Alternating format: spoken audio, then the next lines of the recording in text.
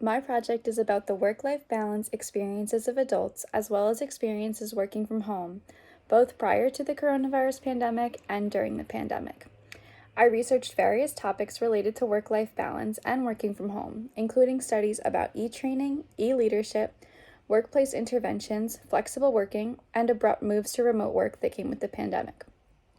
Based on a combination of my personal experiences, prior knowledge, and research, I developed a survey to ask working adults about different elements of their life and work before and during the pandemic. Survey data was gathered from about 130 working adults regarding experiences with work-life balance and working from home,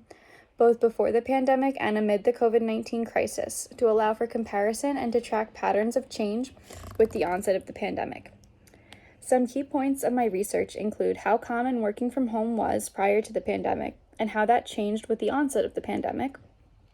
how people viewed work from home experiences both prior to and during the pandemic, if people worked more or less on average during the pandemic than that of pre-pandemic times,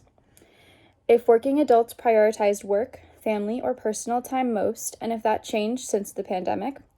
and how working adults previously perceived and currently perceive their work-life balance. All of these study elements serve to investigate how a global pandemic impacts the experiences of working adults in a novel situation where uncertainties arose and brought sudden, sometimes drastic changes to work operations.